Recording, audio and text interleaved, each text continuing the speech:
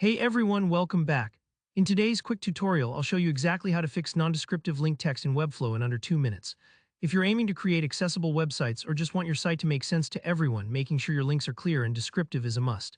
By the end of this video, you'll know how to spot those vague links and fix them, keeping your projects clean and professional.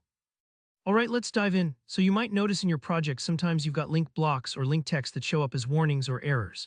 Usually this means you either forgot to add meaningful text to the link or you left behind a link block that you don't really need anymore. It happens to the best of us. Maybe you were in a hurry laying out your page, or maybe you experimented with some elements and just never circled back to update them.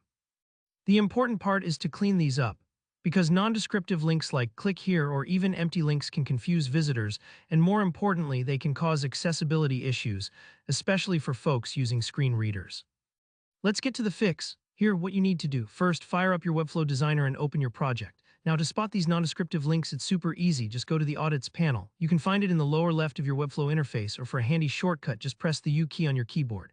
This will bring up the Audits overview, which is kind of like having a spelling and grammar checker for the accessibility side of your site. Once you're in Audits, look for the suggestion or warning about non-descriptive link content. This panel is really good at pointing you to the right spots, so just click the highlighted item. Webflow will jump you straight to the culprit on your canvas, no need to hunt around manually. When you're looking at the problematic link, you've got two main choices. The first option is to simply populate the link with meaningful descriptive text. For example, instead of something vague like here, try changing the link to say exactly what the person will get if they click. So read our pricing page or download the full guide. This isn't just for accessibility, it actually makes your site feel more polished and helps your users navigate with confidence. Try to describe the action or destination so it makes perfect sense out of context. Imagine someone is just jumping from link to link with a screen reader, and all they hear is your link text. But maybe you spot a link block that you genuinely don't need. Maybe it was a placeholder or something you added during design and forgot about. No problem, just delete that link block or text element entirely. This keeps your site clean and clutter-free, and it's one less thing to trip up your visitors or your audit. Remember, don't rush this part. The goal isn't just to clear notifications, but to actually improve the quality of your site.